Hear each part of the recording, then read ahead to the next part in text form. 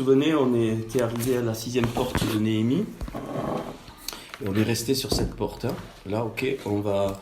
Donc pour les nouveaux, là, il y a donc une cohérence. Et donc on va faire les 6 autres portes, mais alors on a bien dit, hein, les 6 portes, il y a 4 portes qui sont totalement reconstruites parce qu'elles étaient totalement détruites, 2 portes qui sont réparées et les 6 autres juste y passent, il n'y a rien. Mais ça on verra. Hein. Donc Esdras, c'est le rétablissement de l'autel de Dieu. Donc ça c'est pour nos vies. Et Néhémie qui va ensemble, c'est la reconstruction du temple, c'est-à-dire la communauté. Alors je ne peux pas tout refaire, il y a 52 messages, vous verrez ça tranquille. Alors on va attaquer quelque chose qui va se prolonger, il va y avoir donc une suite. Et donc ça va être, alors je sais pas comment, bon voilà, j'ai très peu dormi parce que le Seigneur m'a montré qu'il fallait prendre ça, on en a pour, je sais pas combien de temps, mais c'est pas un message ce matin, c'est vraiment. Alors on va, donc quand le Seigneur a créé, donc il nous est dit qu'il a mis le Etz, donc Tov Vera, le Etz Tov Vera, l'arbre, alors Etz Dat Tov Vera, l'arbre de la connaissance. Alors la connaissance Dat, ici on est au clair maintenant, mais pour les nouveaux, Dat, ça n'a rien à voir avec la connaissance qu'on croit. Il y a des gens qui connaissent l'écriture par cœur et qui sont pires que tout. Donc ça c'est pas ça ce que l'expression hébraïque da'at veut dire. Da'at, ça veut dire joindre les différences. La vraie connaissance, c'est une naissance avec, le mot était bien traduit, mais après il est devenu autre chose chez nous. C'est pas un emmagasinement d'informations. C'est pas du tout ça. La da'at, c'est joindre donc les différences. Et pour joindre les différences, c'est l'acceptation de l'autre et l'acceptation de ce que l'autre a reçu et de ce qu'il peut donner. Donc on est dans cette dimension. Et donc je vous conseille de noter des points. Voilà, c'est important de noter. Donc Etz, donc l'arbre, donc c'est la même racine que les eaux. C'est le même mot. Quand Etz, c'est les eaux. Donc l'homme dans la Torah, c'est un arbre. Donc et les racines de l'homme, elles sont inversées. Les racines de l'homme charnel, elles sont dans la terre. Et donc elles produisent des choses charnelles qui font la destruction et qui se nourrissent du ra, c'est-à-dire du mal, ce qu'on appelle le mal. Le mal, c'est pas ce qu'on croit. C'est Dieu qui a créé Tov Vera, les deux. Mais le mal est là pour révéler le bien, comme les ténèbres sont là pour révéler la lumière. Et l'homme spirituel, ses racines, elles sont dans le ciel. Il est à l'envers. On avait vu ça une fois, donc il est à l'envers, et donc notre source spirituelle, nos racines, et notre corps, le gouffre, il est donc à l'image de notre âme. Et donc on a vu ça en détail, l'âme a les 5 niveaux, on ne va pas en parler ce matin parce que je veux aborder ce que le Seigneur a mis sur mon cœur. Mais juste, et c'est pour ça que David, dans tous les psaumes, il dit que la parole lui fait du bien dans ses os, à l'intérieur de la moelle de ses os. C'est là que se forment les globules rouges. Et quand on regarde ça, quand on regarde au microscope, c'est l'argent et l'or en couleur qui sort. L'or, c'est Yeshua, et l'argent, c'est la Torah. Donc, Dieu nous a construit nous a transporté. Tous les hommes ont la Torah en eux, sans le savoir. C'est à l'intérieur de la moelle des os. Et la nefesh, qui est donc la partie de l'âme la plus basse, qui me fait bouger, ainsi de suite. Et les animaux, ils ont une nefesh. Elle est dans le sang et le sang sort ça se construit dans la moelle des os. Les os sont les écrins des globules rouges. Et après, évidemment, voilà. Et quand on mange, par exemple, qu'est-ce que fait la nefesh ? Elle prend l'énergie qui est dans l'aliment. L'aliment, on s'en fout. C'est l'énergie, elle le prend dans l'aliment. Et donc, c'est pour ça qu'on vit, le premier niveau de la vie, la nefesh, on bouge, on se touche, on parle, on agit, on marche. Ça, c'est la nefesh. Les animaux, ils ont ça. Après, on verra, on ne va pas le faire aujourd'hui. Nous, on l'a fait déjà. Voilà, alors ce que je veux dire, la création, c'est pas les jours, là, c'est pas ça. Hein, les 7 jours qu'on dit de la création, c'est pas des temps, c'est pas des époques, ce sont des archétypes. Et donc, ça n'a rien à voir avec ce qu'on connaît. Et Dieu Dieu, Hachem, c'est pareil, bon, dans ma bouche, Dieu, bah, vous avez compris. C'est un mystère, il a donné l'autonomie. C'est-à-dire, l'autonomie, c'est quoi? Non seulement il crée, mais on n'est pas des robots. C'est-à-dire, il a mis en nous, en chacun dans la vie, donc il a mis, même dans la terre, il a mis l'autonomie. Et donc, même la nature peut se révolter. On ne comprend pas bien ça, mais c'est dans le 3e jour qu'on voit ça, dans le mot déchet, qui veut dire, déchet, c'est pas les déchets, la poubelle, déchet, ça veut dire l'herbe, la verdure. Et il nous est dit que Dieu avait ordonné qu'il y ait un océpéri, c'est-à-dire un arbre fruit qui est destiné à manger, mais la nature s'est révoltée et elle a donné qu'un arbre qui a donné un fruit et non pas un arbre fruit. Mais ça, c'est la première révolte. Et le Seigneur, alors c'est un mystère, ne me demandez pas, moi je ne suis pas Hachem, surtout pas. C'est un mystère. Dès le jardin d'Éden, il y a Tov Vera, c'est-à-dire le bien et le mal. Et c'est Dieu qui a créé ça.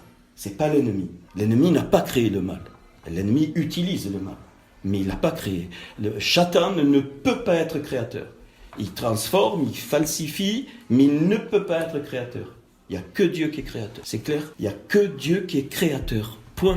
C'est impossible. Cet être était pourvu, on le sait, suivant Ésaïe 14 et Ézéchiel 28, il était pourvu de magnificence, il était au-dessus de tous les archanges, il s'appelait Ben Sharar Eliel, donc fils de l'aurore Eliel. Et après sa chute, il est devenu Satan. Mais il faut bien comprendre, ça, un jour j'ai eu une vision, mais bon, ça on met de côté, mais c'est biblique. En dessous de Christ, il était juste en dessous de Christ, cet être magnifique. Il avait les 9 pierres, il allait, il venait, nous dit Ézéchiel 28. Donc il entraînait tous les anges dans le chant, tous les anges, la musique, tout ça.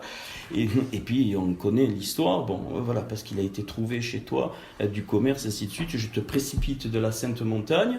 La montagne, là on est dans le monde spirituel, c'est pas les montagnes d'ici. Et donc, et la chute donc a touché avant même que l'homme soit créé, la chute avait eu lieu. Genèse 1.1, Genèse 1.2. Bereshit bara Elohim et Hashamayim ve'et haaretz, au commencement créa Dieu, la terre, les cieux et la terre, et de suite après, haaretz et yata, la terre était tohu vabohu, le chaos, et des rochers étaient à la surface de l'abîme, des ténèbres, et il y avait un théom, l'abîme. Donc on sent qu'entre le premier verset et le deuxième verset, il y a eu la chute des anges, il a entraîné un tiers des anges, nous dit donc Jude, il faut bien comprendre que ces anges-là, qui étaient des anges bons, parce que Dieu a créé les anges bons, sont devenus des démons. Il faut bien comprendre ça. Et les démons, il y a plusieurs catégories de démons. Il y a des démons, des ptma, des souffles, il y a des autorités, il y a des dominations, il y a des princes démoniaques, il y a des princes. Sur l'Europe, il y a des princes qui font que les choses se décident. Sur les continents, il y a des princes, ils ont tout un territoire. Dieu permet. Il faut bien que c'est des classes. Paul en parle dans l'Épître aux Éphésiens quand il parle du combat spirituel. Là, il y a des combattants dans le monde matériel, combattants spirituels. Donc, il met des classes, il y a 4 ou 5 classes. Et donc, on monte jusqu'aux princes, c'est les plus hauts niveaux, les princes.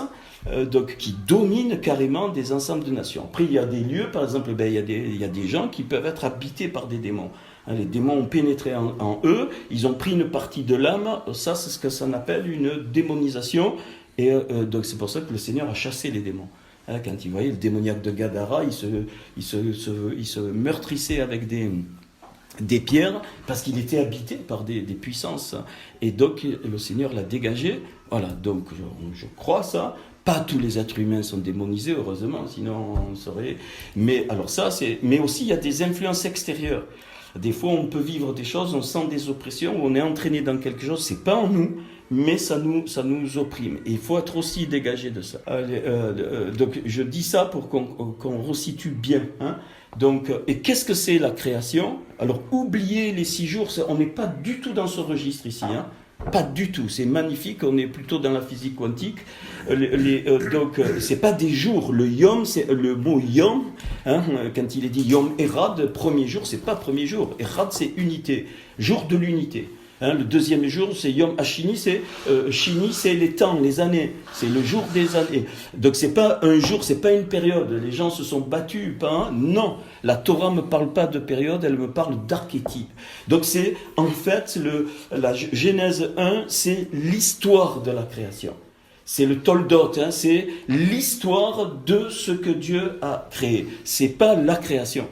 Et alors on comprend bien mieux des choses. Donc nous on voit, ça y est, il a créé l'homme, après il a tiré la côte. Non. Ça c'est des conneries religieuses, c'est pas du tout ça. Hein. Donc il a créé Adam. Et Adam, c'était toute l'humanité.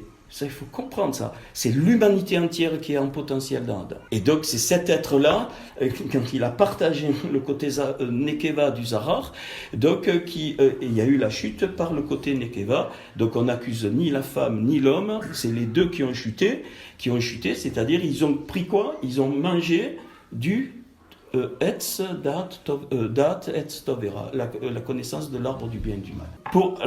Pourquoi je précise ça? Parce que pour que ceux qui comprennent et qu'est-ce qui s'est passé? C'est comme quand tu as un bébé. Les femmes, elles comprennent bien ça. Quand tu as un bébé, il te viendrait jamais à l'idée de lui donner un steak poivré. Quand il meurt, il va mourir. Non, tu lui donnes même pas le lait. Mon épouse, elle a enfanté elle a nourri nos deux enfants avec le sein. Il y a un liquide au début qui sort. Voilà, merci. Je me suis un peu dépassé par ça. Voilà, parce qu'il ne peut pas, le bébé. Il ne peut pas supporter. Puis il prend le lait, après les bouillies. J'ai assisté aux bouillies. Bon, des fois, ça partait dans tous les sens. Mais, ok. Et après, la nourriture solide. Et après, il peut manger un steak poivré quand il grandit. Là, c'est pareil. Dieu avait prévu quelque chose dans le Gan Eden, donc le jardin. Alors, je ne vais pas aborder le Gan Eden, c'est pas ce qu'on croit, hein, le Gan Eden, mais bon, on laisse ça, sinon on part dans tous les sens. Et donc, qu'est-ce qu'il a? Il lui dit, il le met là, et il lui dit pas de cultiver le jardin, c'est faux. Parce que le labour n'est venu qu'après la chute. Il dit, parce que tu as chuté, alors tu feras sortir de la terre par ton travail à la sueur de ton front.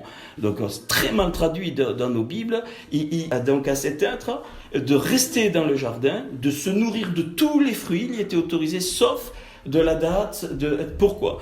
Parce que la connaissance du bien et du mal, il fallait une maturité spirituelle que Adam n'avait pas acquis. C'est comme il était bébé, ils étaient bébés, et ils ont voulu prendre un steak de mammouth, et la conséquence, ils sont morts.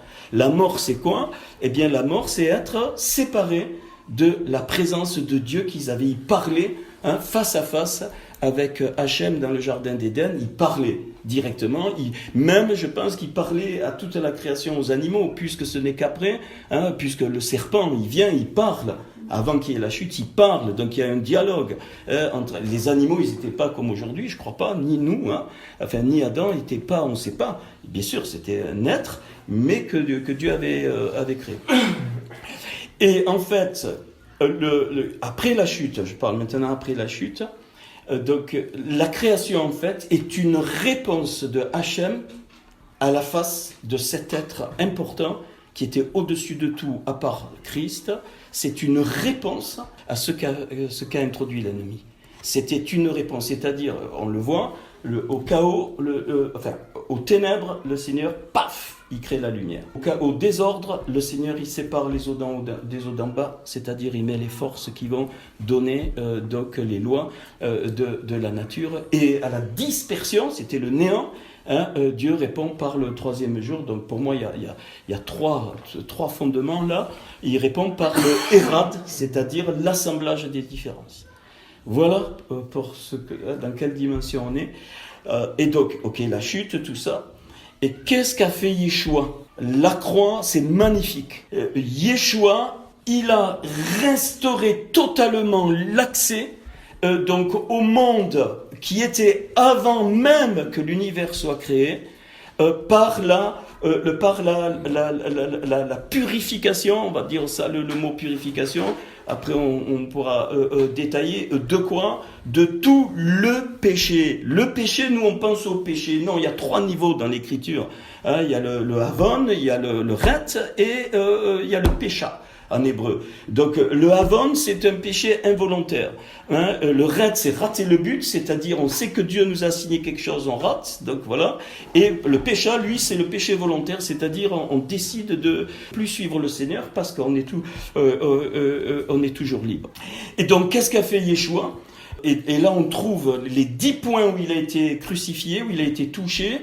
Eh bien, c'est la purification de la création. C'est-à-dire que maintenant, parce qu'il y a 10 parties dans la création, hein, avec les 10, on les a vus, je le résume pour les bien-aimés, c'est 10 séphirotes, mais on pourra le voir. Donc, et donc, ils correspondent à chaque point, la Bina, la Rochma, la Keter, ainsi de suite. Et donc, c'est ça le salut, c'est pas être sauvé de l'enfer, c'est jamais écrit dans l'écriture. C'est que maintenant, en Christ, c'est-à-dire dans le Mashiach, je préfère le mot Mashiach parce que ça peut porter à confusion, eh bien, alors j'ai accès au monde d'où je suis sorti, c'est-à-dire d'Atsilut, le monde des nobles. Avant qu'il y ait la chute, donc le monde d'Atsilut, c'est le monde d'à côté. C'est de l'autre côté, c'est de là que descendent les étincelles. Voilà, ça, donc c'est bien de noter des points, c'est des points fondamentaux.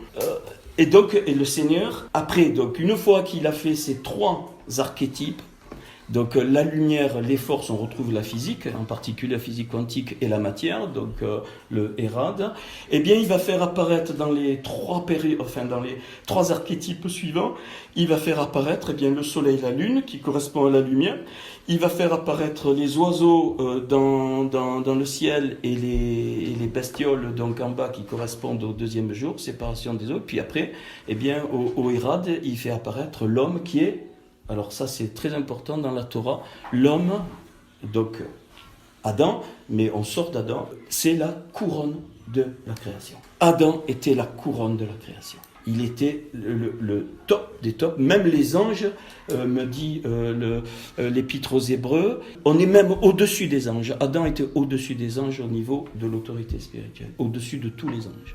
Et donc il y a comme, pas une jalousie, mais les anges, ils peuvent pas plonger les regards dans le salut de notre Seigneur, enfin comme l'homme. Puis après on abordera la croix, il faut bien comprendre, et alors on va lire d'une autre façon tout le Nouveau Testament, qui est très très mal traduit, j'en suis convaincu aujourd'hui, il est magnifique, mais avec cet éclairage-là. Alors, et après, ce qu'il faut comprendre, c'est que le principe de l'amour de Dieu, c'est juste ce niveau, c'est qu'on est toujours libre. Je peux me lever, tuer quelqu'un. Le Seigneur, il ne va pas me bloquer. Ça, il faut comprendre ça. C'est très fort. Hein. Et c'est vraiment ce qui s'est passé dans le Gan Eden, dans le Tov Vera. On le retrouve avec le péché se couche à ta porte, choisis le bien afin que tu vives. On ne sait pas, c'est un mystère. On remonte parce qu'il y a eu la chute de l'ennemi, mais après c'est un mystère. Hein, pourquoi Dieu a permis tout ça. Voilà. Et donc, ce qu'on doit comprendre, c'est que on est chacun donc une étincelle qui descend, qui vient du monde d'Atsilut, donc qu'on appelle la Yérida, qui est éternelle, et que Dieu a fait descendre. Ta naissance, c'est pas parce que. Alors, je me suis pas confronté. Mais on le verra ça, et vous allez le comprendre parce que c'est super. J'ai dit j'ai dit tu crois qu'un être humain il n'est que parce que le spermatozoïde a fécondé l'ovule? Ah oui. J'ai dit ok. J'ai dit et c'est que ça? Oui. J'ai dit j'ai dit alors comment? Écoute, je suis physicien, donc pour moi si je mets 2 choses qui font effet, ils s'attirent. Je peux reproduire l'expérience des milliards de fois, j'ai le même résultat. Oui ou non? Même résultat. Donc, je prends Isabelle et moi, comme ça implique personne. Mon spermatozoïde et son ovule auraient dû donner exactement les 2 mêmes enfants, si je reste dans la bio. Exactement les mêmes. Ben non. Alors, ils ont trouvé que ça dépend ce que tu as mangé, dans quel état tu étais quand tu as fait l'amour à ton épouse, ou l'épouse dans quel état elle était, et tout ça, ça influe. Et évidemment, c'est exactement le même ovule, puisqu'il ne change pas, hein, ton ovule ne change pas, mes spermatozoïdes, ils ne changent pas, heureusement. Sinon, il n'y aurait pas ce que font les policiers, on ne trouverait pas quelqu'un avec l'ADN. C'est merveilleux, donc ça ne change pas. Et bien, suivant le moment, suivant les influences, l'enfant, c'est pas le même. Et ça, c'est... Voilà. Donc, alors ça, il faut comprendre. Dieu a fait descendre l'étincelle. Donc, c'est lui qui fait descendre l'étincelle. Et l'homme, il ne voit même pas. Toutes les étincelles, tous les hommes sont une étincelle. Et il donne une mission. Et en fait, le but, le Seigneur, dans l'Écriture, il montre que le but de l'homme, c'est de comprendre sa mission, de rentrer dans la mission, évidemment en Dieu, de rentrer dans cette mission. Pourquoi ? Parce que depuis la chute, il y a d'autres étincelles qui doivent entendre ce que Dieu a à leur dire. C'est notre principale mission sur terre, sinon notre vie n'a aucun sens. Dieu ne nous a pas créés pour manger, boire, faire l'amour, se réjouir, et j'aime me réjouir, et puis c'est tout, puis on s'en va, puis plus rien. Cuit le petit, comme on dit, Inch'Allah, voilà, salut. Non, forcément, on a tous au plus profond de notre vie une conscience qu'il y a autre chose, même avant que je connaisse le Seigneur, et que ma vie ne peut pas se réduire à ça. C'est pas possible. Juste transmettre, non, c'est pas possible. Donc il y a quelque chose de beaucoup plus fort. Et ça, c'est ce qui doit être bien établi en nous. Alors, maintenant, on enclenche. Le mot Tov, il a pour valeur 17. Donc 17, c'est le 8e chiffre premier. Un nombre premier, c'est un nombre qui ne peut pas être divisible. Par exemple, le 3, il est divisible que par lui-même. Par exemple, tous les nombres pairs ne sont pas premiers. Pourquoi ? Parce qu'ils sont tous divisibles par 2. C'est des petites mathématiques. Voilà, 4 est divisible par 2, 6, tout. Bon, ok. 2 est premier, pourquoi ? Parce que c'est le seul nombre pair qui est le plus petit et que je divise que par lui-même. 5 est premier, 7 est premier, 11 est premier, 10 n'est pas premier, parce qu'il est divisé par 5 et par 2, et ainsi de suite. Donc 17, il est premier. Vous ne pouvez le diviser que par 17, donc il est premier. Et c'est le 8e. Et le 8 dans l'écriture, c'est la surnature. C'est 2 puissance 3, c'est-à-dire 2 que je multiplie 3 fois. Donc c'est la résurrection. Donc le Tov, c'est la surnature. Donc le Tov est lié au 17. Et c'est ça qu'on va attaquer. Et on trouve de façon magnifique le 17, les 17 fondements du Tov, du bien, ce sont les 17 parties du cœur du Père qui sont mentionnées de façon cachée dans Jean chapitre 1, Jean chapitre 2 jusqu'à Jean chapitre 10. Donc les 17 premiers chapitres de Jean me parlent de ce Tov, et qui sont cachés dans le cœur du Père. Alors après on verra, on va pas tout attaquer. Alors caractéristique, le mot Ra, il a pour valeur 270, donc 10 fois 3 au cube. Et si je ramène 10 toujours à 2, ça je vous montrerai, ça fait 2 fois 5. 5 c'est le 4e nombre premier, donc ça fait 2 puissance 2 fois 2 puissance 3, ça fait 2 puissance 5 fois 3, donc ça fait 6 puis au cube. Et 6 c'est le chiffre de l'homme. C'est-à-dire, c'est vraiment la splendeur de son ego, pareil, élevé au cube comme le 2. Donc le 2, c'est la dualité de Dieu, mais le 6, c'est ce que l'homme a rajouté. Et donc le Ra, en fait, c'est bien sûr que les péchés, c'est les conséquences. Mais le mal, c'est pas forcément tuer quelqu'un, c'est pas ça. Alors, on a bien compris. Le mal aux yeux de Dieu, c'est même, par exemple, ne pas attendre le temps de Dieu. Ou devancer, ou être en retard par rapport au temps de Dieu, ça fait partie du Ra. Alors Dieu ne nous foudra pas, mais il nous met sur le chemin pour toujours. On retrouve ça dans les suites de Fibonacci et le nombre d'or dans la nature, c'est toujours 1, 2, 1, 2. L'homme, 2, il donne un enfant, et ainsi de suite, donc tu descends, c'est un arbre. Les arbres, pareil, une branche, tac, tac, tac, tac, tac, c'est ce qu'on appelle, et en limite, tu obtiens le nombre d'or, c'est l'harmonie parfaite. Donc ça, on doit bien comprendre.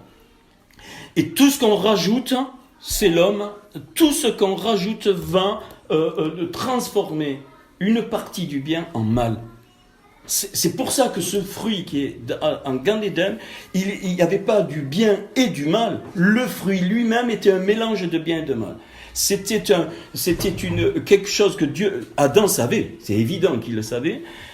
Et si vous remarquez bien, on accuse toujours Ève, et ça fait des religions une horreur comment on appelle, de misogynisme incroyable, parce que c'est, Paul il le rappelle, que c'est Ève qui a pris le fruit, c'est pas Adam.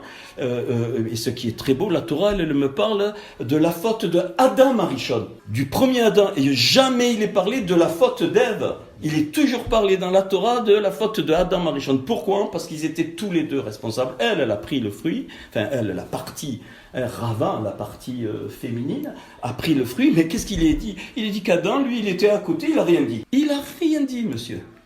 Alors mes frères, non, on n'est pas dans ce registre, il faut faire, et je suis convaincu que si Adam, il avait dit à Rava, donc sa partie féminine, il lui dit, écoute, non, surtout pas, rappelle-toi ce que tu as dit, je suis convaincu que Ève ne l'aurait pas pris le fruit. Mais oui, mais c'est normal, l'ennemi, c'est pas du tout attaqué à l'homme. Hein, on le retrouve dans le mot, le ish, il a le yud, hein, donc la femme est beaucoup plus ouverte, et on le retrouve beaucoup plus ouverte aux choses de l'esprit, séductible on va dire, mais c'est pas le bon mot, hein, et beaucoup plus ouverte, il le faut, Dieu a voulu ça, il a voulu la partie Zarar et la partie Nekeva, pour que les deux fassent un, le duel fasse un, donc convaincu, j'en suis convaincu, ça a été comme un truc, une nuit où le Seigneur, si il avait dit non, on doit obéir au Seigneur, on ne serait pas là. C'est-à-dire, il n'y aurait pas eu la mort, il n'y aurait pas eu, on ne serait pas là. Hein, voilà, le Seigneur aurait réglé son compte à l'ennemi avec cet Adama qu'il avait créé. Donc 17, donc le nombre du Tov, hein, et bien on va commencer par le premier, donc Jean chapitre 1. Alors, Jean chapitre 1, j'ai mené un petit livre en Nouveau Testament en hébreu, parce que je regarde toujours, mais vous me faites confiance, après on peut vérifier.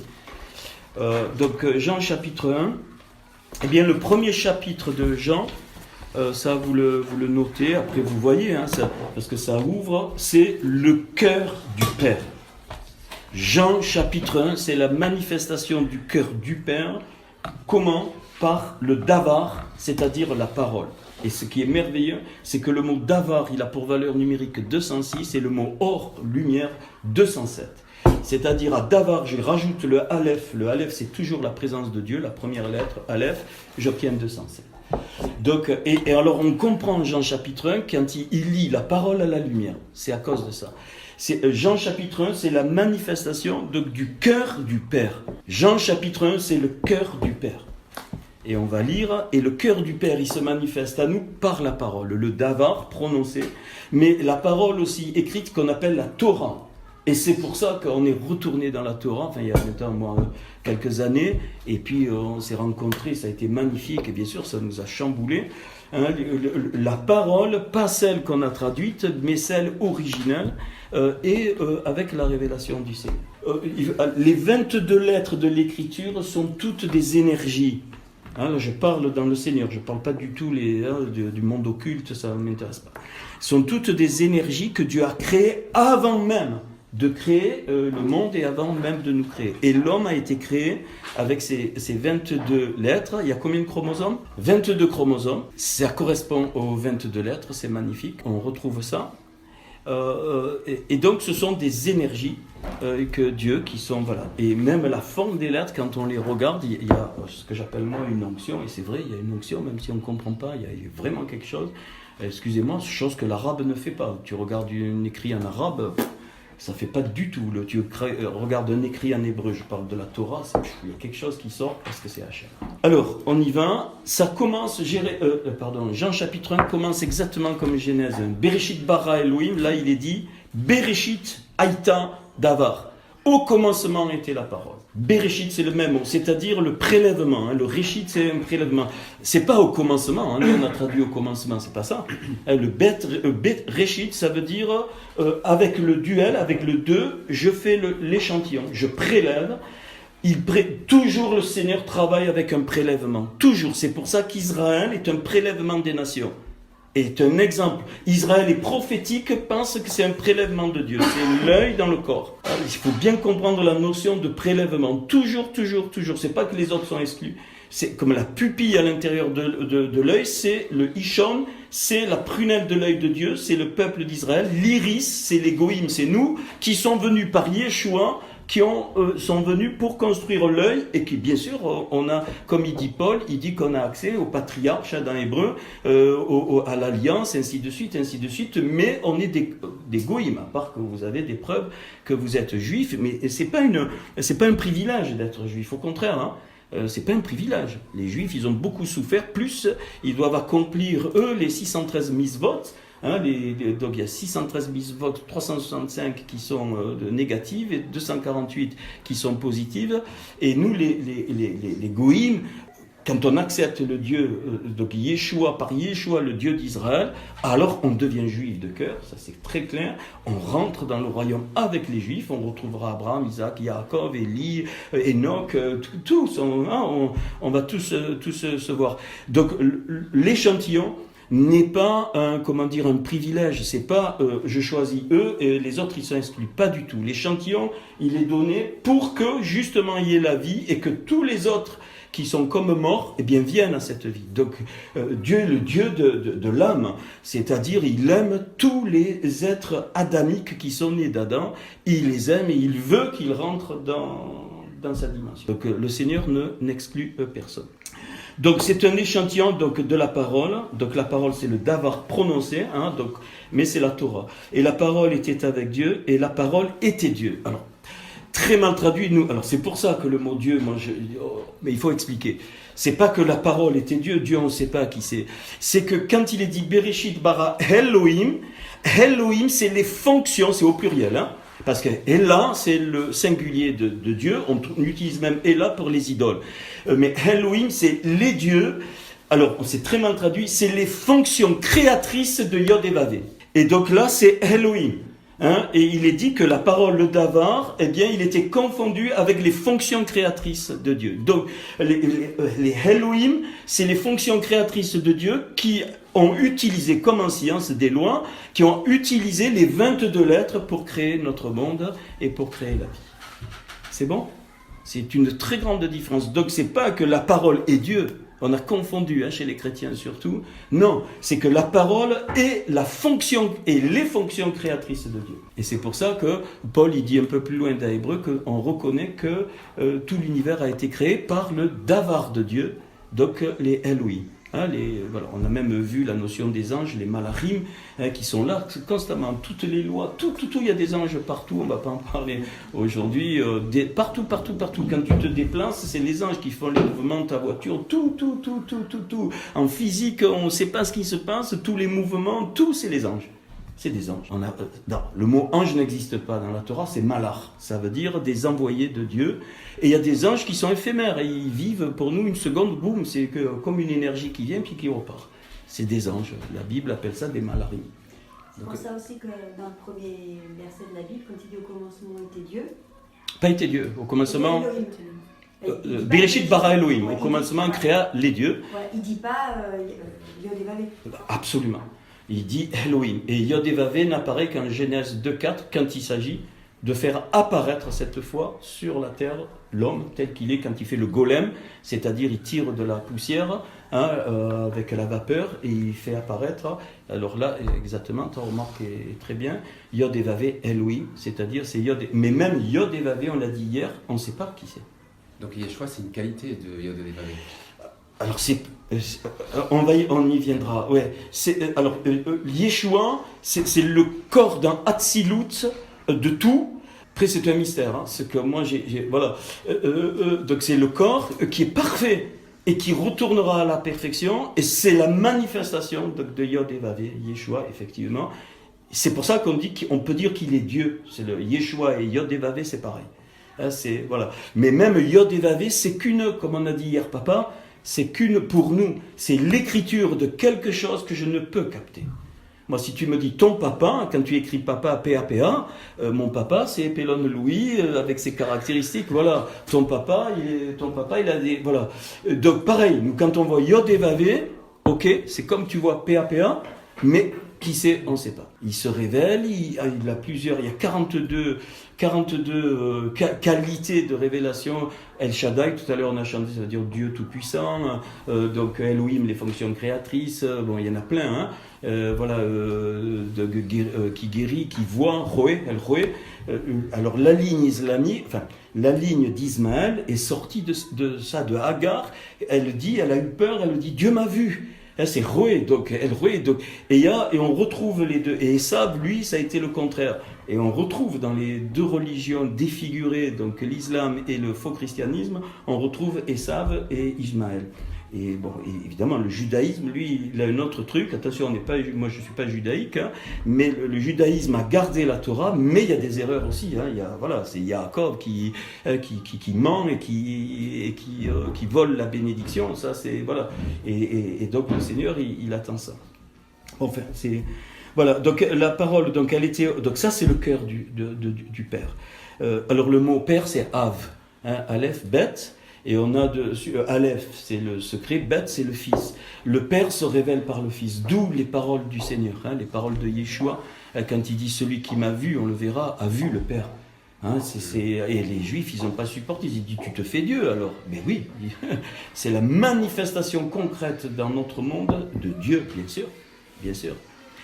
Mais Dieu est Dieu, et bon, voilà. Et c'est ok. Donc elle était au commencement avec Dieu. Toutes choses ont été faites par elle.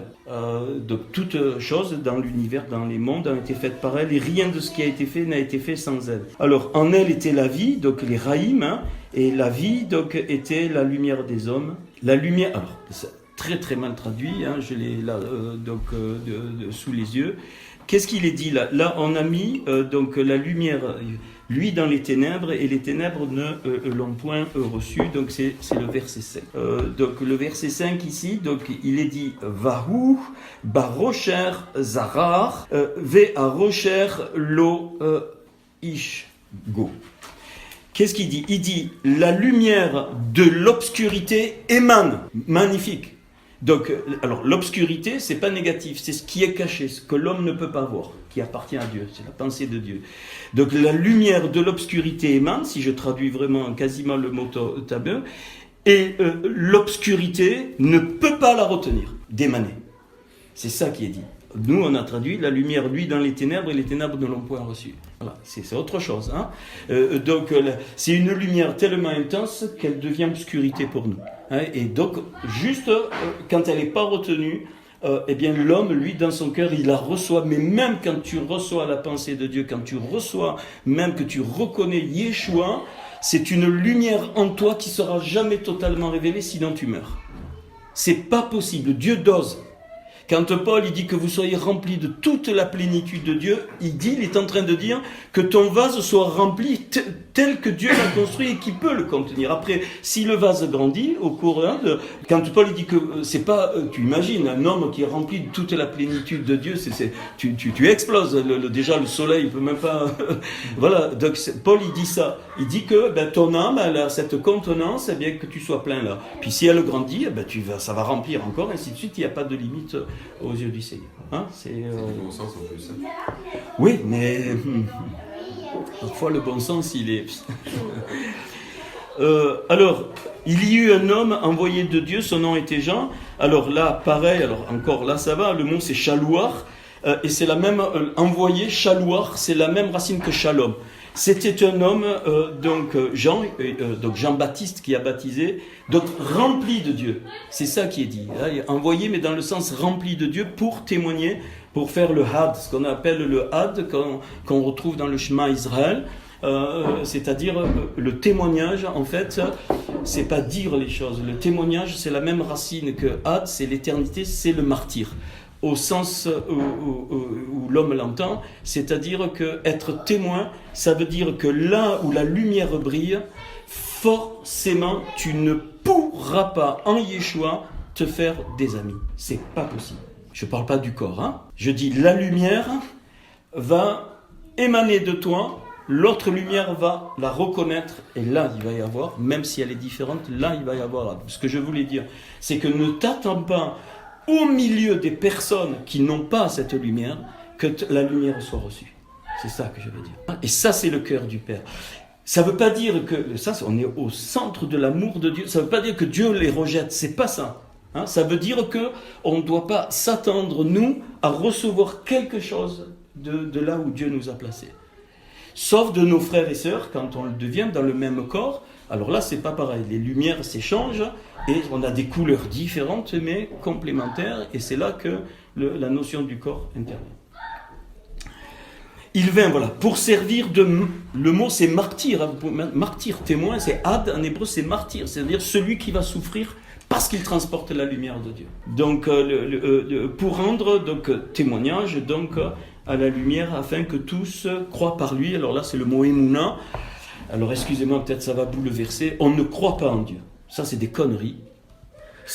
Non, le mot croire n'existe pas dans l'Écriture.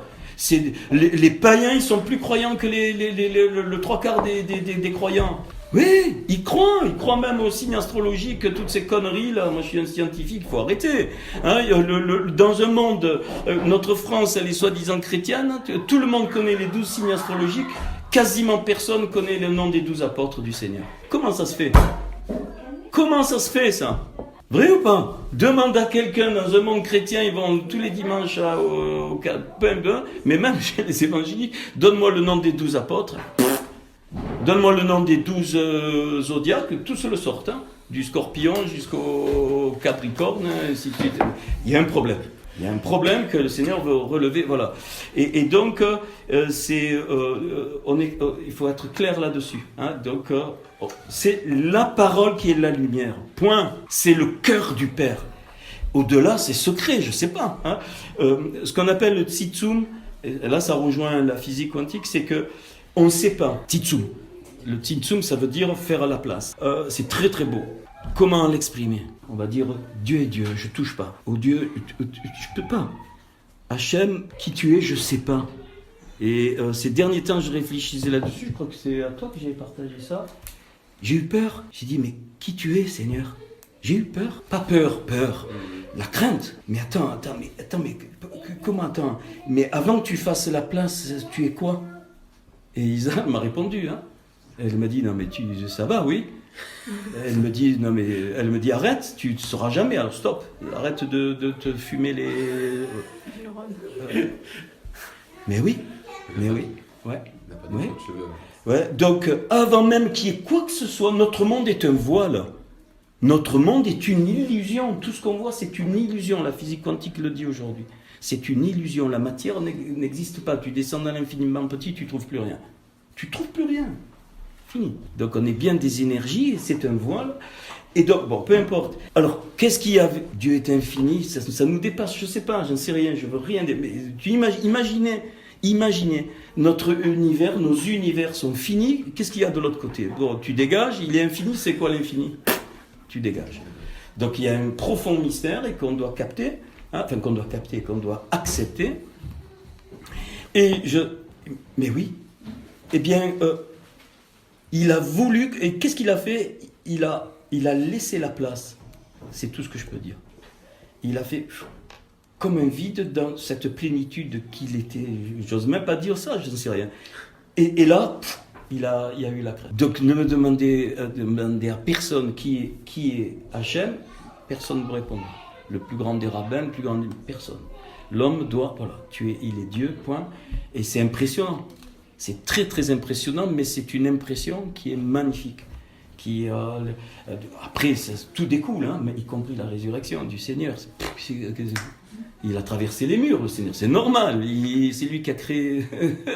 Il a eu plus qu'utilisé la physique quantique. J'ai exprimé ça. Normalement, ma main devrait traverser la table. Là. Or, elle ne le fait pas. Parce qu'elle a un champ magnétique différent. Même tous les objets ont des champs magnétiques uniques. Sinon, tu traverses la table. Alors, dans les arts martiaux, j'en sais rien. Ceux qui arrivent à percer, peut-être ils arrivent à utiliser des trucs de la physique quantique, j'en sais rien. Mais en tout cas, voilà. Alors, je dis toujours, Dieu est Dieu. Mais peu importe. Dans ce Jean chapitre 1, on trouve le premier fondement du cœur du Père. La parole. Et il a tout créé par la parole.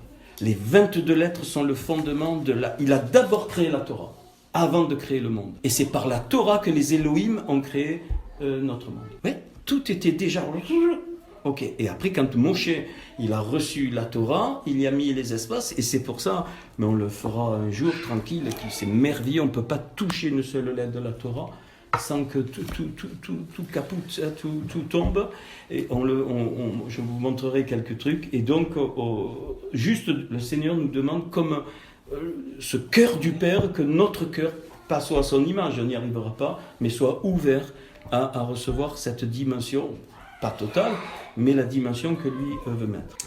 Il n'était pas la lumière, en parlant de Jean, ça c'est très important, mais il parut pour rendre témoignage à la lumière. Donc, les fils de Dieu sont des témoignages à la lumière. Point.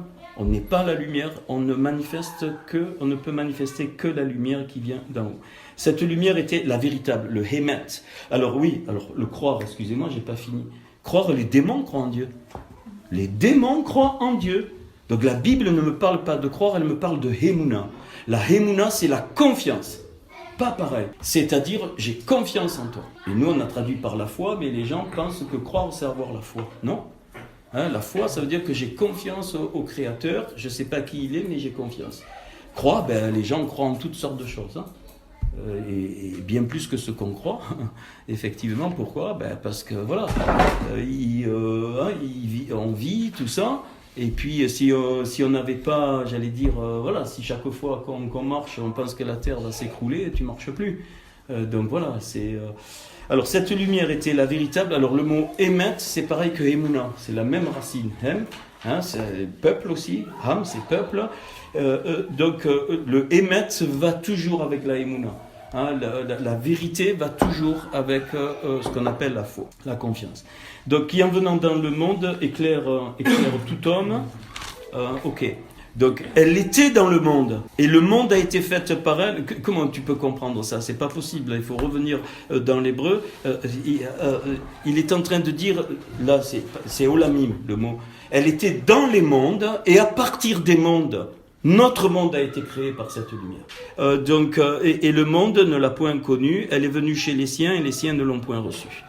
Mais à tous ceux qui l'ont reçue, à ceux qui croient, donc verset 12, en son nom, elle a donné le pouvoir de devenir enfants de Dieu, lesquels sont nés non du sang, ni de la volonté de la chair, ni de la volonté de l'homme, mais de Dieu. Donc la clé fondamentale de ce premier pilier du cœur du Père, que j'ai intitulé le cœur du Père, le Lev Av, Lev c'est le mot cœur, c'est la nouvelle naissance. Ce que l'homme a dû appeler la nouvelle naissance, ça veut dire revenir, accepter de revenir à la place qui m'était due dans le monde d'Atsilut par Yeshua. C'est-à-dire le creux qui s'est créé au moment où il a fait descendre l'étincelle. En Yeshua, je reviens et je complète, sans le savoir, la partie vide du monde d'Atsilut, c'est-à-dire là où on était, du cœur du Père. C'est ça la nouvelle naissance. Donc d'où l'importance d'être né de l'Esprit, d'être né de Hachem. Et je pense que c'est ce qu'on a tous vécu. On ne peut pas, nous, se faire naître en Dieu. Ce n'est pas possible. C'est qu'au moment où la lumière vient, on la reçoit, on l'accepte. Et quand on l'accepte, automatiquement, c'est un jugement de Dieu. Et quand Dieu juge, c'est un mystère aussi. Quand il juge, je ne parle pas condamnation, je parle l'analyse, il recrée. C'est ce qu'il a fait lors de la création. Pour créer, il a dû juger. C'est-à-dire, il a dû montrer la révélation, comment lui voit les choses. Comment tu viens à Dieu, comment tu te donnes au Seigneur. Quand il met sa lumière et qu'il te dit, Christian, tu es comme ça. Si tu ne l'acceptes pas, tu ne peux pas naître de nouveau. Mais si tu acceptes son jugement, oui, ok, Seigneur, je n'avais pas vu, je l'accepte, alors il te recrée. C'est exactement ce qui s'est passé lors de la création. Dieu a jugé, c'est-à-dire, il a déclaré ce qu'il y avait. Il y avait l'obscurité, il y avait le chaos, il y avait les ténèbres, et donc la nature, ce qui avait créé a accepté et il a recréé. Pardon, comment on dit parole de Dieu en hébreu ? Davar Elohim. Davar Elohim. Davar Elohim. C'est ça son nom. Alors, un des noms, pardon. Un des noms, Davar Ha-Elohim. Davar Ha-Elohim. Donc, alors maintenant, le verset 14, on le comprend en Yeshua, et la parole a été faite chair, alors là, c'est notre Seigneur. Donc cette parole créatrice, s'est manifestée il y a 2000 ans, concrètement dans le Olam Hazé, c'est-à-dire notre monde, par ce qu'on appelle la parole faite chair. C'est un mystère, hein, après les religieux, ils en ont fait ce qu'ils ont voulu. Voilà. Et quand notre Seigneur est venu, c'est vraiment la parole construite dans notre monde. C'est pour ça qu'il faisait des miracles, ainsi de suite, ainsi de suite, ainsi de suite. Parce qu'il venait de notre monde. Et on vient, quand on est en lui, on est de notre monde. On est dans ce monde, mais on est de notre monde. Elle a habité parmi nous, pleine de Resed et Emet. Donc grâce et vérité. Resed, c'est oui, la grâce dans le sens, la bonté. Voilà, hein, c'est pas la grâce... la bonté, hein, donc la bonté de Dieu et de vérité, donc les deux vont toujours ensemble, et nous avons contemplé sa gloire, le Hod, le mot Hod, c'est-à-dire sa splendeur, sa magnificence, une gloire comme la gloire du Fils unique venu du Père. Du Fils unique, c'est Yérida, le Fils unique, c'est ton étincelle. Oui, c'est exactement le même mot, Fils unique, c'est Yérida, ce qui ne peut être copié, ce qui ne peut être changé. On est tous différents parce que la Yérida, le Fils unique, qui est unique, voilà. Donc venu de quoi? Du Père. Donc le Seigneur, mais nous aussi. On est un Fils unique, bien sûr, on est un Fils unique en Yeshua, qui est venu du Père, d'où l'horreur dans les religions et dans les catastrophes, les disputes entre les versets de Bible, les saccages, excusez-moi, l'Inquisition, c'est le djihad d'aujourd'hui. On reproche aux islamiques, les fous, de se tuer, mais à l'époque, l'Inquisition, elle le tuait. Elles allaient à Jérusalem, tu veux pas Jésus, je te crève. Mais bien sûr, c'est évident, hein. Voilà. Pourquoi? Parce que le non-respect de la Yérida de l'autre. Jamais Isa sera chrétien, jamais Serge sera chrétien, Jacinthe sera Nour, jamais. Quand on comprend, jamais, ça n'existe pas. Or, les religions, ça a été ça. Tout le monde doit être dans le même moule. Alors on va tous, machin, google, on écoute, machin, et ça crée quoi? Non, on est différents.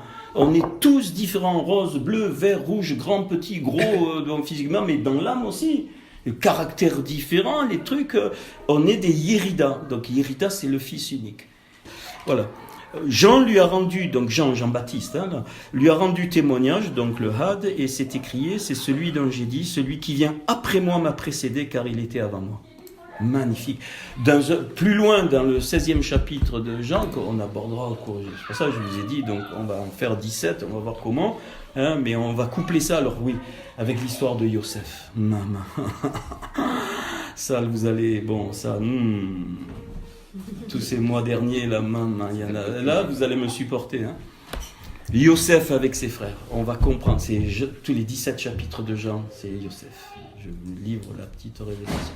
Yosef, oui, vendu par ses frères, ainsi de suite, qui descend en Égypte, tout, on le prendra.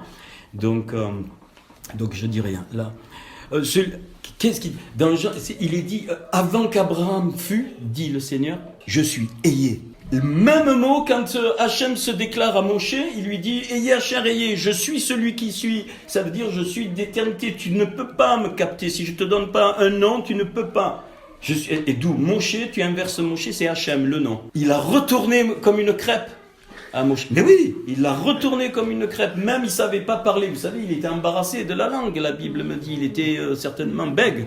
Il était bègue. Mais quand il donnait la Torah, plus rien, plus de bégaiement. C'est obligé. Ça, c'est les choses, c'est la rochma de Dieu, la sagesse de Dieu qui nous dépasse. C'est magnifique. Et donc, avant qu'Abraham fût, ayez, je suis. Avant qu'Abraham fût, il est en train de dire, avant même la création, avant tout, je suis. Point. Tu te tais, point, tu ne peux pas comprendre. C'est cette dimension que je veux que vous... Enfin, si vous ne la captez pas, tant pis, on verra. Mais c'est ça. Alors ça, c'est le fondement de la vraie Emouna. Hein, c'est avant qu'Abraham fût, je suis. D'où on comprend quand Abraham, les trois là qui se manifestent, c'est ce qu'on appelle une théophanie, hein, une manifestation de Christ. Tout. Melchisédek, c'est une manifestation du roi de justice. C'est notre Seigneur. Quand il donne la dîme de tout à Melchisédek, il sort d'où? On ne sait pas d'où il sort. Paul reprend ça dans Hébreu et il nous dit que Melchisédek, c'est le roi de justice. Donc c'est Yeshua lui-même. Abraham a servi Yeshua sans le savoir. Il préfigurait, l'apôtre Pierre, il me dit que les choses étaient dans l'ombre. Et tous les prophètes ont parlé de Christ, du Mashiach. Toute la Torah me parle que du Mashiach. C'est caché, mais il ne parle que du Mashiach. Aujourd'hui, qu'est-ce que font les Juifs? Ils attendent le Mashiach. Depuis que les Juifs existent, ils attendent le Mashiach. Et d'autres personnes attendent ce qu'on appelle le Messie. C'est pas très beau. Alors le mot Mashiach, c'est Meshi, c'est aussi la soie. C'est la soie de l'âme. Quand tu es en Christ, quand tu es dans le Mashiach, quand tu es né de nouveau, ton âme, le Seigneur, il habille de la soie du Mashiach. La soie. Alors vous verrez, vous irez chercher mieux que moi ce que peut représenter la soie. C'est magnifique. Je crois que c'est le tissu le plus beau pour la peau, je crois. Et elle est transparente.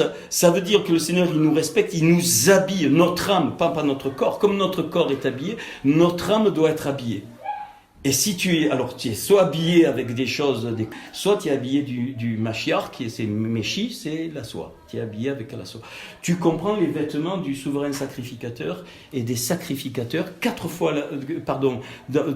couramment tu as 4 habits, on le verra tranquillement avec Jean, et au moment, une fois par an, le Kohen Gadol, le grand sacrificateur, il rentrait dans le lieu très saint, il en avait 8. Ça vous dit rien? Tout à l'heure, on a vu 8e chiffre, le premier, 17 et 8, c'est la surnature. Il préfigurait le Kohen Gadol, bien la venue du Mashiach, un jour qui viendrait tabernacler, c'est-à-dire accomplir ce qui est, de briser la séparation qui est entre les choses de Dieu et les choses de la terre. C'est ça qu'a fait le Mashiach. Et on l'a vu hier soir quand j'ai dit « Je suis le chemin, la vérité et la vie ». En fait, il était en train de dire « J'ai tabernaclé », c'est-à-dire j'ai accompli tout ce qui doit être accompli dans le parvis, le lieu saint et le lieu très saint. Et donc, les Juifs, ils n'ont pas supporté. Ils ont dit « Tu te fais Dieu, on te crucifie ». Ce n'est pas les Romains qui ont crucifié le Seigneur. C'est les Juifs, mais ce n'est pas pour ça qu'il faut leur en vouloir. Non, parce que je pense que quelque part, tous les hommes ont crucifié le Seigneur. Au plus profond de leur cœur, sans le savoir, tous sans exception. On a tous crucifié quelque part notre Seigneur. Ça donc, voilà, c'est parce que ça a été une part, je crois, de la religion, de dire les Juifs, ils ont tué le Seigneur, donc ils méritent la Shoah. Non, c'est pas pour ça qu'ils ont eu la Shoah. Dieu a permis la Shoah parce qu'ils sont en exil et que le Seigneur veut les rassembler sur leur terre, ça c'est leur part. Nous, le Seigneur ne nous demande pas d'aller vivre à Jérusalem, sauf s'il nous conduit. Mais non, il y a un plan pour ce qu'on appelle l'Église, c'est-à-dire la Kohéla, le rassemblement. Alors voici le témoin. Lorsque les Juifs envoyèrent de Jérusalem, alors oui, j'ai oublié. Alors pardon, ouais. Car nous avons reçu plénitude, shalom, donc récède et récède, donc une surabondance de récède, de grâce, enfin de bonté. Car la loi, la Torah, a été donnée par Moïse, mais la récède et la émet, donc la grâce et la vérité, sont venues par Yeshua.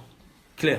C'est-à-dire que la parole, qui est le fondement du cœur du Père, en Yeshua, elle est accomplie, et je la capte en entier. Comme, on n'entend pas la parole, on la voit dans l'esprit.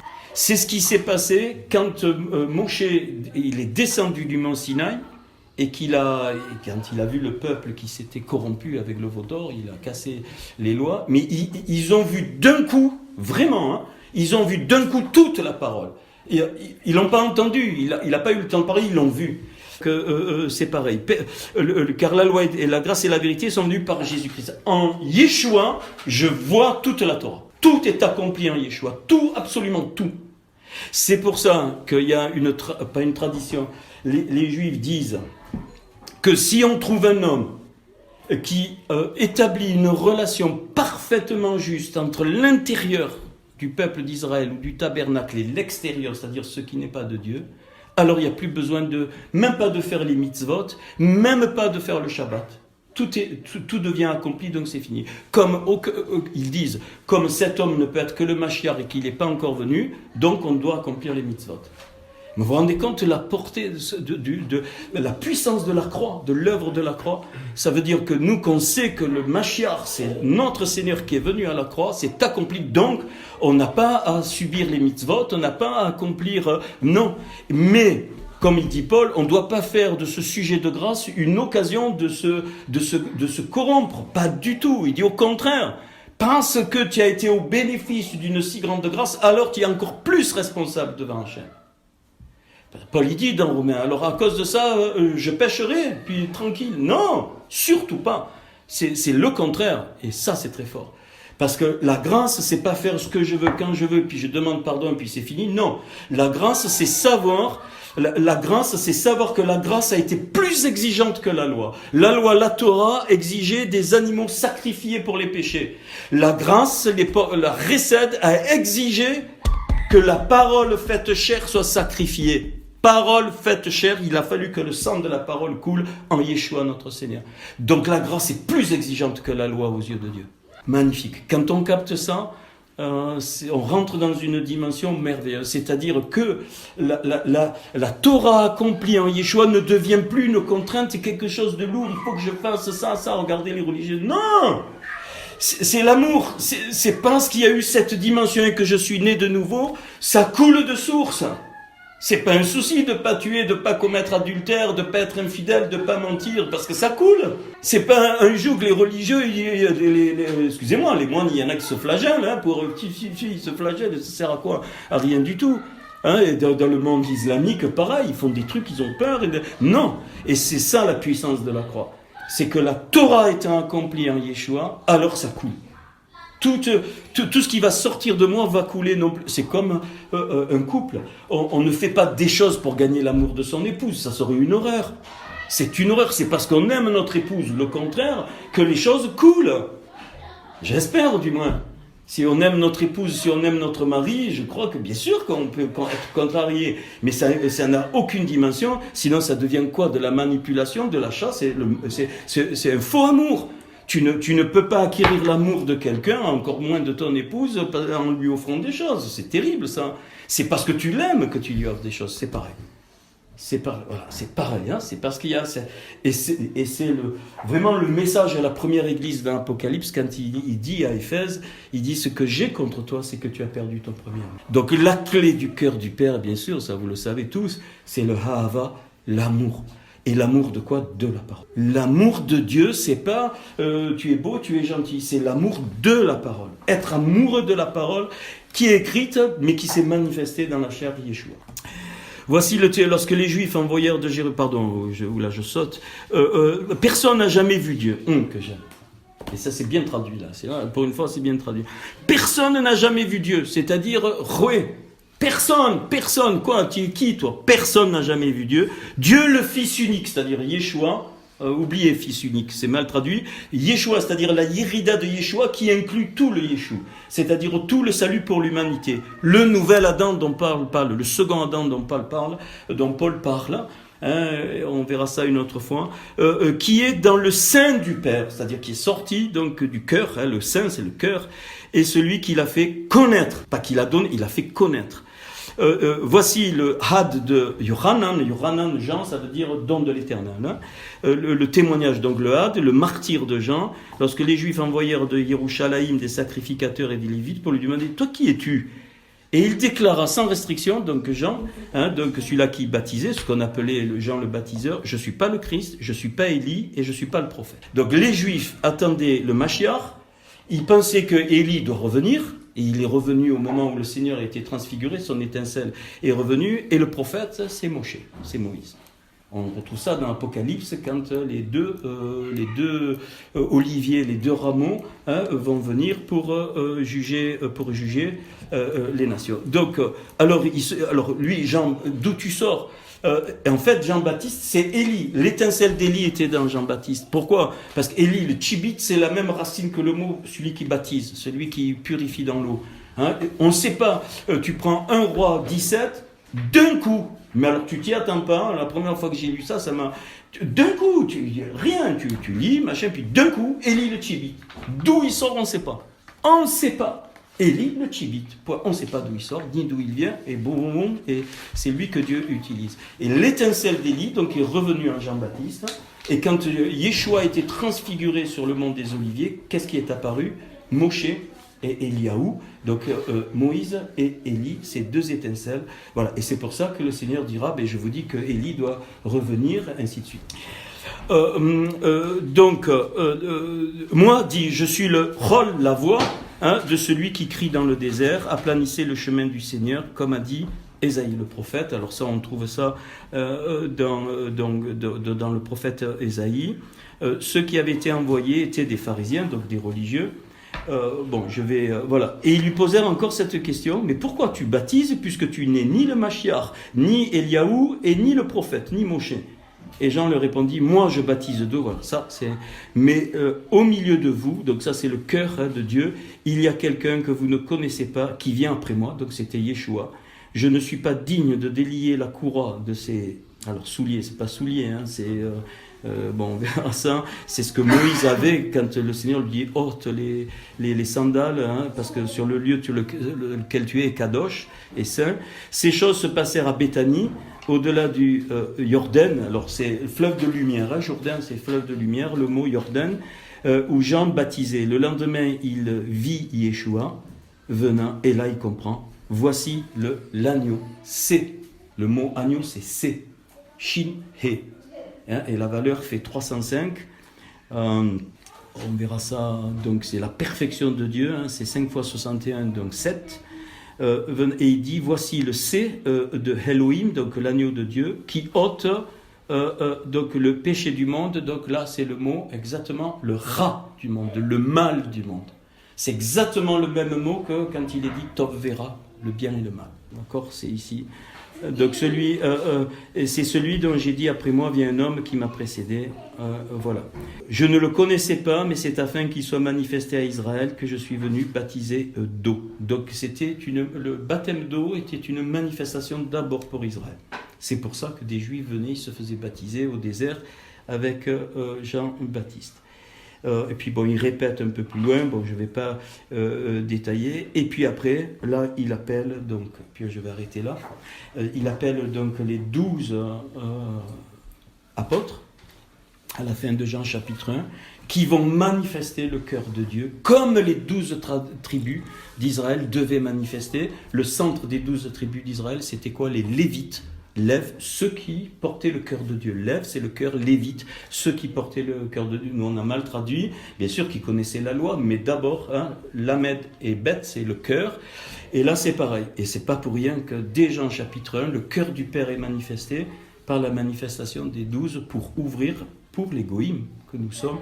Hein, les 12 tribus, c'est pour Israël. Les 12 apôtres, c'est pour les Goïm. Voilà, et alors vous vous souvenez que ce Jean chapitre 1, on avait fait la correspondance avec Matthieu 24.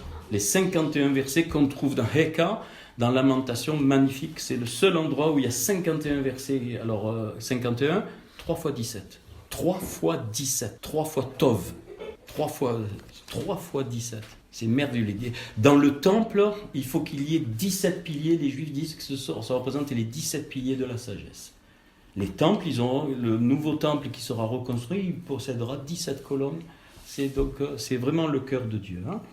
Et voilà, le verset 51. Alors il y a une très belle correspondance qu'on avait vue, mais on ne peut pas là, entre Matthieu 24 et Jean 1. Il y a 51 versets aussi dans Matthieu 24. Hein. Et il lui dit en vérité, vous verrez désormais le ciel ouvert et les anges de Dieu monter et descendre au-dessus du Fils de l'homme. Et depuis ce temps-là n'est pas fini. Tant que le Mashiach ne revient pas, les Malachim montent et descendent comme l'échelle de Jacob et ils transmettent les messages de Dieu pour que l'humanité vienne reconnaître Yeshua comme le Mashiach. Et je finirai par ça. C'est merveilleux. Pourquoi? Parce que quand il est dit que le Seigneur a créé Adama, il nous est dit qu'il a créé Bara B'Tselem avec l'image de Dieu. Donc l'image, c'est pas Dieu, hein, c'est l'image de Dieu. Et dès-nous à notre ressemblance, je ne vais pas en parler, juste l'image. B'Tselem, c'est exactement les mêmes lettres que Tsalav, la croix. Dès le départ où le Seigneur crée Adam, il met à l'intérieur d'Adam le principe de la création qui est la croix. C'est exactement le B'Tselem, c'est Atzalav, la croix. Donc on a été créé, hein, avec le principe de la croix, donc le principe de la mort et de la résurrection, qu'on retrouve depuis la chute dans toute la nature. La graine doit mourir pour ressusciter, le spermatozoïde qui donne la vie à l'ovule, il meurt. Hein. Quand il rentre dans l'ovule, c'est comme s'il avait pris un coup de massue. Hein. Le spermatozoïde qui accepte de mourir, c'est lui qui donne la vie. Et tout est comme ça, tout est comme ça. Pour vivre, il faut mourir. C'est tout, c'est comme ça.